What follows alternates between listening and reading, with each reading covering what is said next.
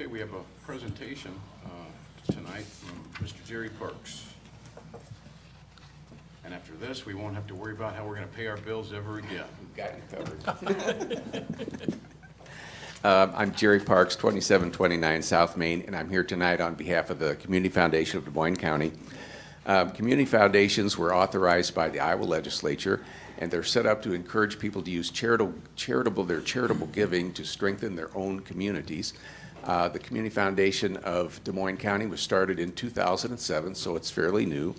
In 2010, a strategic visioning session was held in which 35 to 40 members from various segments of the community got together and brainstormed and came up with some strategic initiatives, some goals for the Community Foundation.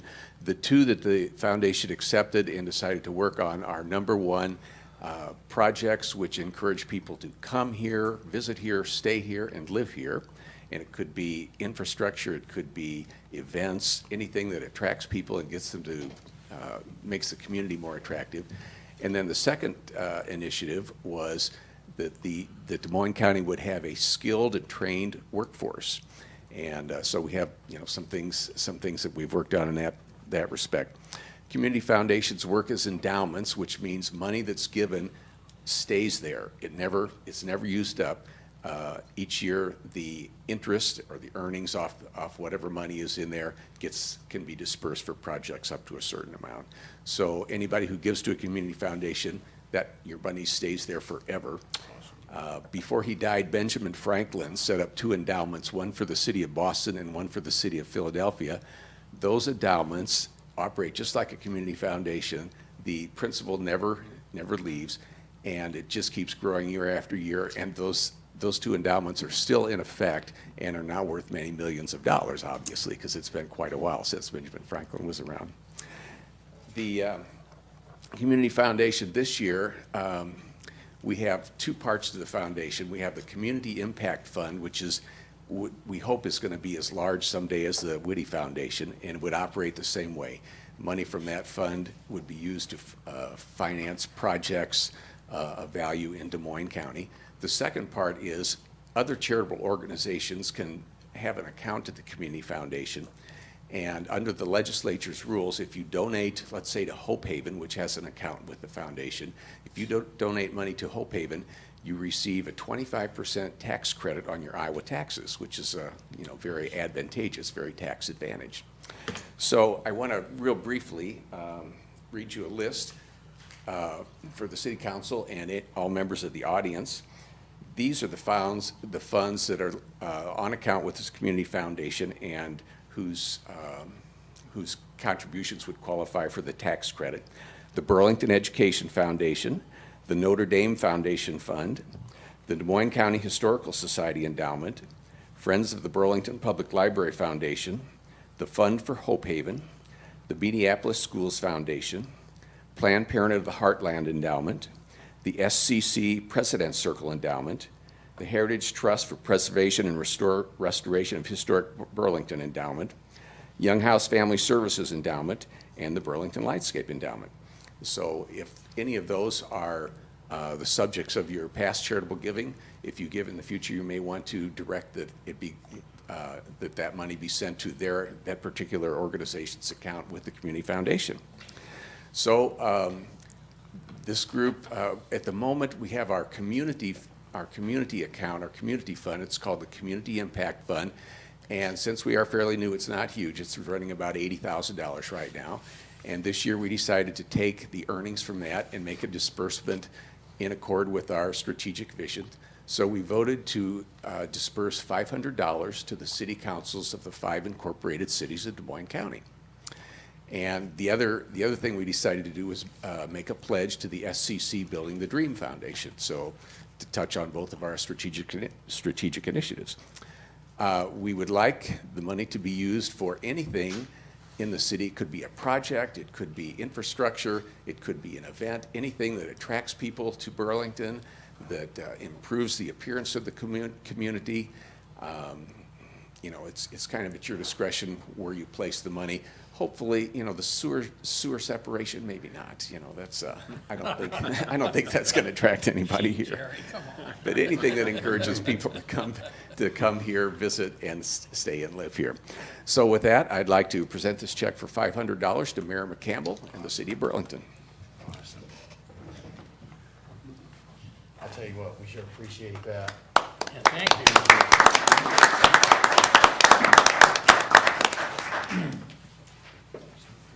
Thank you so much. Thank you, Jerry.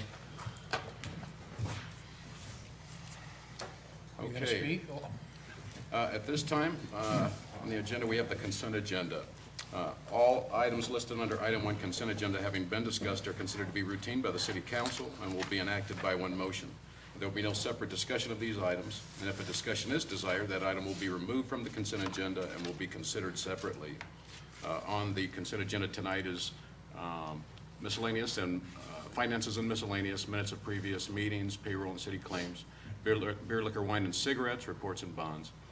One resolution approving purchase of a 2016 F-550 truck with utility box for Public Works Streets Division. We have 3 public hearings set for February 1st, 2016. The first is a consideration of an ordinance rezoning the property locally known as 509 Melrose Court from R2 Single Family Residential to C2 General Commercial Zoning District. The second is a consideration of an ordinance amending ordinance number 3166 and ordinance number 3105 by eliminating the requirements for a landscape buffer. The third is a consideration of plans and specifications for the 2016 HMA resurfacing of Memorial Park Road and Plank Road project in the city of Burlington, Iowa. And we have 4 appointments. Mayor Pro Tem Davidson. Yes, thank you, Mayor. Your Honor, we have 4 reappointments to boards and commissions. The Construction Board of Appeals, Tim Brown for a 3-year term. The Human Rights Commission, J.R. Ritters for a 3-year term. Sports Authority, Bob Fleming for a 2-year term. And the Zoning Board of Adjustment, Diane LaRue Chubb for a 5-year term. And we do have some vacancies on boards and commissions. For those of you that might be interested, if you go to burlingtoniowa.org, under the government heading, look at boards and commissions, you'll see some that have vacancies, and we entertain applications for those. And we want to thank all those who help us with boards and commissions. Thank you, Mayor Pro Tem. Is there anybody from the audience that would like to have any of these removed from the consent agenda? I see none. Council, None for me. can I get a motion? I move to approve all this under item 1 consent agenda. Second. Moved in second. Let's have a vote. Kathleen? Wilson, Aye. Davidson, Aye. Fleming, Aye. McCampbell, Aye. Scott. Aye. Ayes have it. Next, we have an ordinance. Yes, I have an ordinance for final adoption of an ordinance vacating and selling a portion of alley right-of-way located south of the properties at 623 and 627 Acres Street, Burlington, Iowa. Second? Mr. Tisland. No changes from previous meetings on this. Summary request was made by the property owner at 627 Acres to vacate the alleyway. They desire to have access off of the alley, private drive serving their property at 627. Currently, it has a shared drive with 623, and they would like to have each property having their own individual drive instead of having the shared drive. The other property owners along the alley were contacted and agreed that they would be interested in purchasing the alley if it was vacated, split evenly among the properties to the north and south, other than 627 would be get the entire 16 feet. For the remaining portion, each side would get 8 feet. This went to the Planning Commission on October 20th, and they voted 5-0 to recommend approval of the vacating of the alley based on the status as a dead-end, untraveled alley, along with desire of ownership and maintenance of the alley by the applicant, with the required sewer utility easement within the alley. I guess a little more closer detail showing the alley here. Currently, the alley, this is an entire public alley right-of-way. It's only used by the property owners on the north side of the alley adjacent to Acres, and it dead ends for travel way at the property at 629 Acres. The request would be to, by the property owner, to vacate behind 627 and put in continue the alley for a private driveway at that point. If you've been out there, I have a photo here as well. It does drop off. It's kind of hard to see, a little dark here, but the end of the traveled portion is this graveled area here. It does drop off a little bit, so there'd be quite a slope there for the individual to the east, but they could grade it, working with the adjacent property owner to provide access to their property. A couple of the concerns would be from the owner our property owner at 629 is what to do with the snow removal. Currently, they just push it to the end of the alley, which is in the right of way. They'd have to work with the new property if this was vacated with that property owner. It is wooded and ravine all to the south. And then the other concern was the additional travel through the alley right away. One adjacent property would have access to it. The other properties wouldn't have access because it would no longer be a public alley. Whether this is vacated or not, since it is a public right-of-way, they could have access off the alley now. They would have to extend the alley, grade and extend the alley, and then park on the rear portion of their property. So whether it's vacated or not, they could have access. This would just give them responsibility for maintenance and be at their cost on this property. Thank you. That, if you have any additional questions, I can try and answer them as well. Is there anybody from the audience that has any additional questions?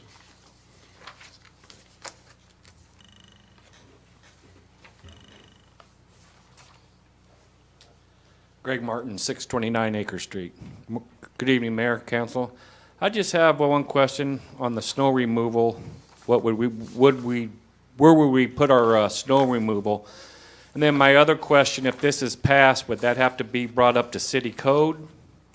The part that would go into her, Miss Parker's backyard, or would she just be able to throw some rock down and drive right down there? I don't think anybody's driving down that. Right now, there isn't, but I'm saying if this is passed tonight, is there got to be brought up to city code, even with the alley that is now, or would she just be able, Miss Parker, just be able to throw some rock down and just drive up the hill? Once it rains, the rock would all wash away, or Eric, that's just my concern. Eric, what's the requirements from the code's perspective for what Well, she wants to do? There's no code on the grade from our perspective. Our code does allow gravel on existing gravel alleys. You can gravel a parking area off that. If she were to have a driveway come off of Acre Street, it would have to be fully paved as a new driveway. But our code, we do allow gravel alleys and do allow parking off of gravel alleys to be gravel for the first 20 feet. It can't extend all the way through a property.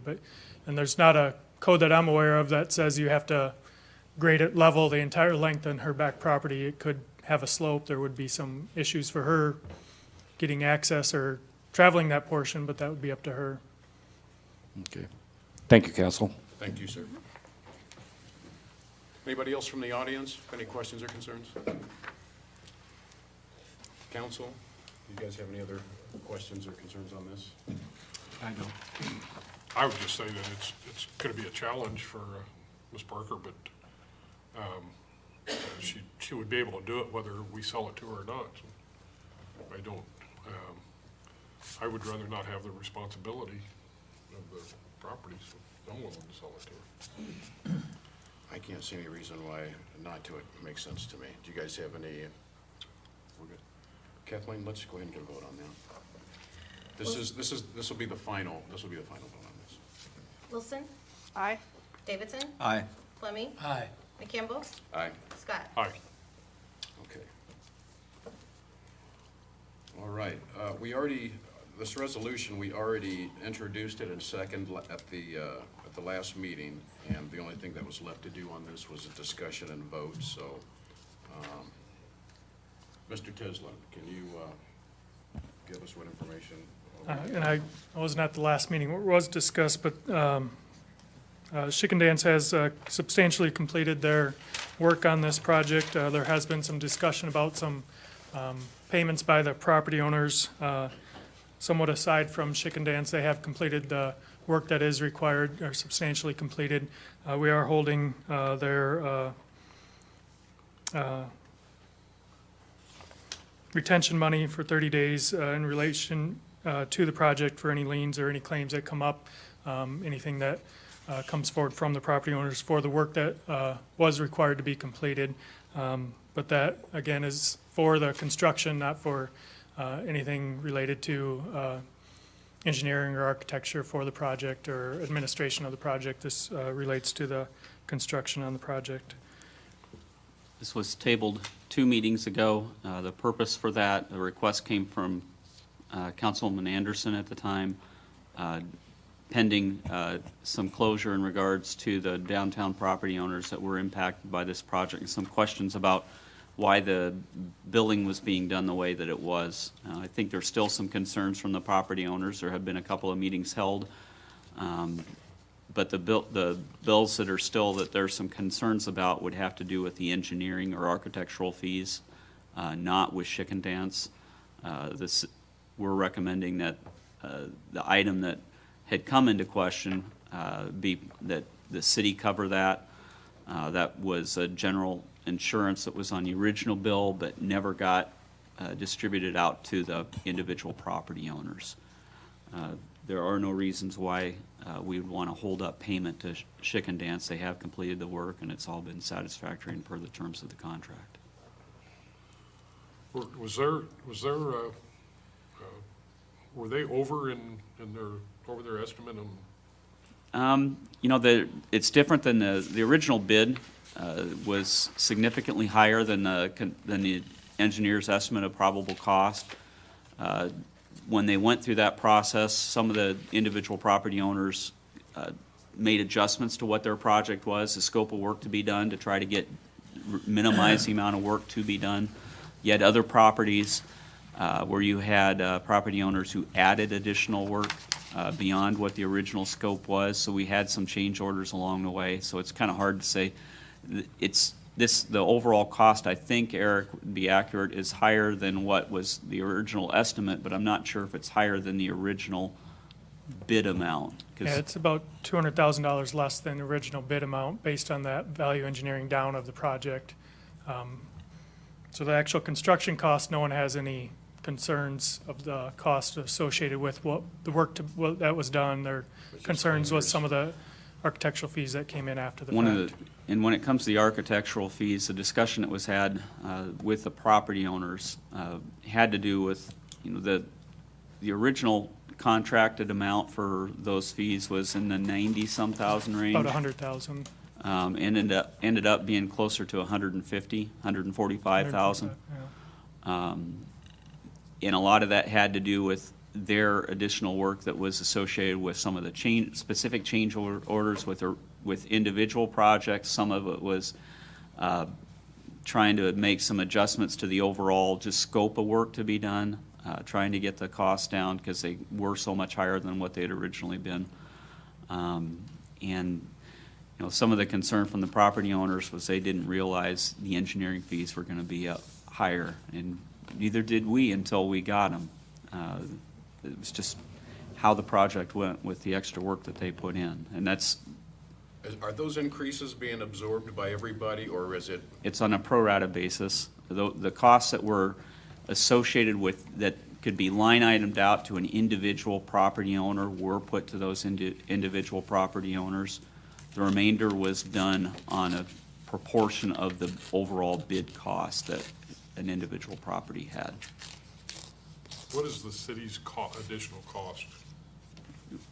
Our original cost was what we committed to was 60,000. I think that our project with the senior center came in 63. Yeah, a little over 62, I think, between 62.5, 63. And then for us to take on the item in question that didn't get billed out was the general conditions, is a $20,000 lump sum amount that we're recommending that we take on. And the biggest reason is when the cost came in so much higher on the original bid with this project, we gave every property owner the chance to look at, do they want to take on those costs, or do they want to try to work down their overall project costs by doing some changes to the work to be done? And a lot of them did change it down. But we didn't give them the proper number to know what they were working off of when we didn't distribute out that cost. So it's just hard to distribute out to them a cost that we didn't, even though it really is rightly the property owners, we didn't discuss it with them and give them a chance to really adequately do what they otherwise might have done to try to work their costs down. Where do you put this into the budget then? Recommendation is out of local option sales tax. The other source that could be talked about is the general fund, but where this would come out of even with local option sales tax, the purposes for what it can be used for, one of those is general economic development projects for the city, and this falls under that purview. Is there no funding in TIF to,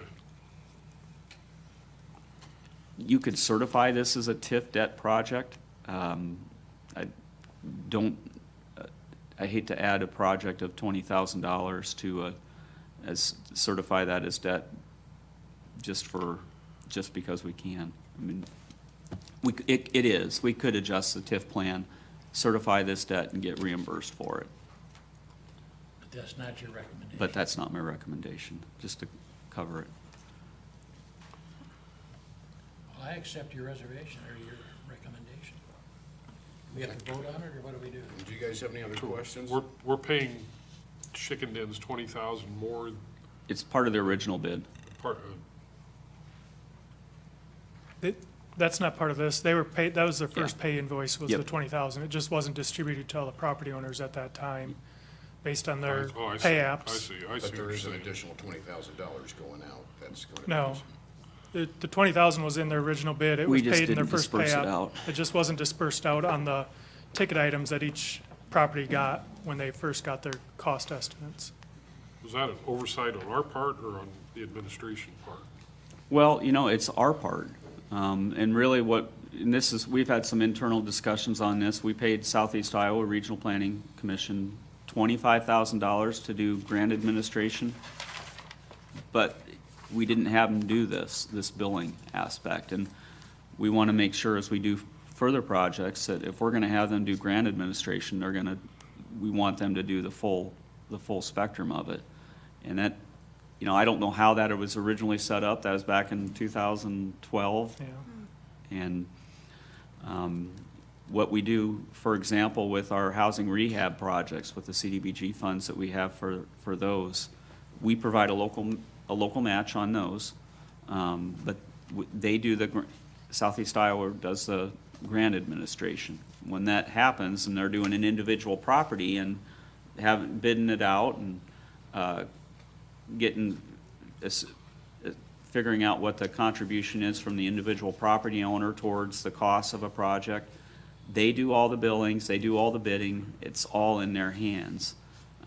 We do have to verify and have all the pay orders come through us, make sure that we hold them accountable that, yeah, they have good documentation on it, but they're the ones that do all the arrangements. And in the future, if we have a project like this, we'd like to make sure that we're following that same kind of structure. If we're going to do it internally, we need to have a better system where we're doing the full grant administration. But we just, as we've talked about it, we don't have someone on staff who's really set up to do that. The closest we have is Charlie, and asking Charlie Nichols to do that into an area where you're asking him to do some more accounting details, that's really not his background. And it's just going to lead to this kind of an issue coming up. So you feel confident that we won't run into another issue like this again in the future? Confident that we won't we'll always run into issues. I think that with this, if we do another project like this, we will set it up differently to try to avoid this. Again, I'd like to have Southeast Iowa, if they're going to do the grant administration, do the full thing. That makes sense. There are too many people that had different divided responsibilities on this. Okay. Is there anybody that has any questions from the audience? You guys satisfied? I am. Kathleen, let's take a vote on that. Wilson, Aye. Davidson, Aye. Fleming, Aye. McCampbell, Aye. Scott. Aye. Okay. At this time, we will entertain comments from the audience. Is there one? Okay. Well, all right then. Congratulations to you, by the way. Mr. Teslin, do you have anything tonight? Councilwoman Wilson, do you have anything tonight? I do. We recently have a link so where we can now, live stream these videos and also look at older ones going from now on. And I think that's important for everyone to see. Just go to, burlingtoniowa.org.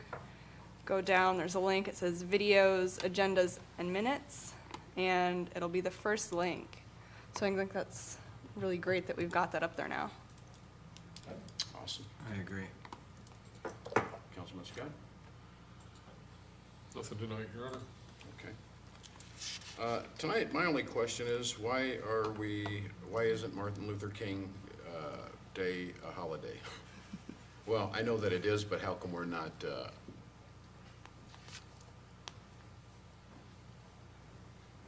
recognizing it? So our holidays, I think, have always been set by the union contracts, so it would be a negotiated item, as far as I know, with the unions. And we do have one union, AFSCME, has requested that in their initial proposal for us to add that holiday. So currently, right now, we have 10 holidays. I don't know if other cities have 11 if they add that day, or, I thought 10 was about the going rate for holidays for cities. So maybe some cities have Martin Luther King Day, but maybe they don't have President's Day or they don't have Veterans Day. Those are the 3 holidays that really aren't consistent city to city, those 3 holidays. The rest of them, we almost all have the same holidays. So if we would add Martin Luther King, that would make the city have 10 or 11 paid holidays. So. It's a national do we pick and choose? I mean, is that how does that work prior What- to that? I mean, What she's getting at, the 3 holidays that typically are the pick and well, there's 4. The day after Thanksgiving isn't necessarily always given. Right. Veterans Day and President's Day. And President's Day is the one that in the most communities that I've been, isn't recognized. But do you want to, are you wanting to negotiate to change, or are you wanting to negotiate to just give them an extra I'm just day trying off? to figure out how come we don't, if it's a national It's holiday. Been I'm just what's trying to been ask how come negotiated. we It's don't- been what's been negotiated, is the long and short of it. And that's up to you, and through the union contract process, do you want to? So it's just- never been from the time that it's been a holiday? Nobody's ever acknowledged Martin Kathleen, Luther do you King Day? know? You've been in here City the of Burlington? longest. You mean for city employees?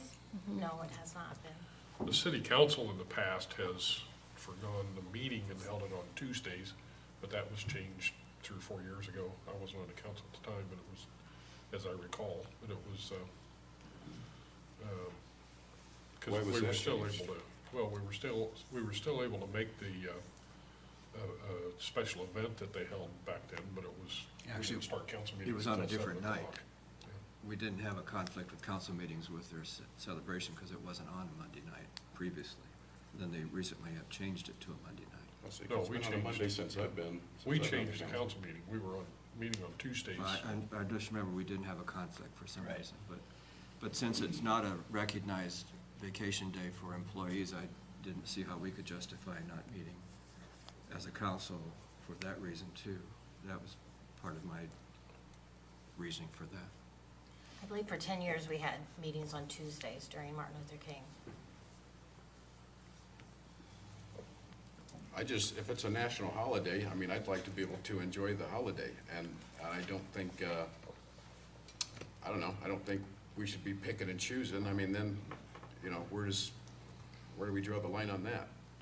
So we give 13 then, 14 holidays? I'm just trying to get some questions here on how come it's Martin Luther King Day and City Hall was open and the mill wasn't running and we got a meeting. Same thing happens on Veterans Day. Yeah. That's what they're saying. Veterans Day, is everything shut down? At the city, we're shut down, but Doesn't the mail run on Veterans Day?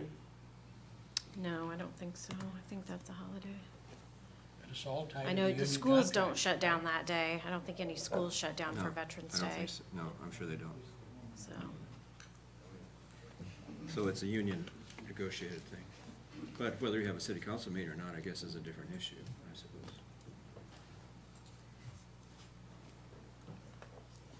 Councilman, or Mayor Pro Tem Davidson?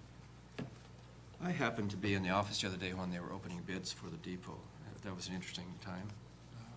So I was glad I was there.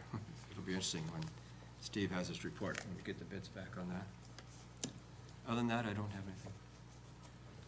Councilman Fleming? Nothing at this time. City Manager? We're doing those bids as a special meeting at the beginning of next week's work session. Right. Correct. So. An award contract. We do have a budget meeting on Thursday. I think I sent to the council the 2 different trips to Des Moines for legislative days, one the chambers, and the other the leagues.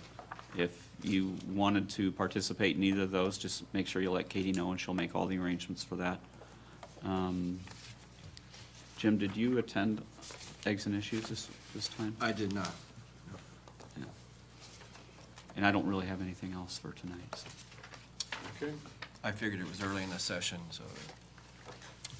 If there's nothing else, Bishop, Your Honor, I move that we adjourn this meeting at this time. can I get a second? Second. See how I added a little at the end there? That was nice. That was a nice touch. Kathleen? Wilson? Aye. Davidson? Aye. Fleming? Aye. McCampbell? Aye. Scott? Aye. Thank you very much. Good night. See, Annie, you can't do the adjournment because you haven't been here long.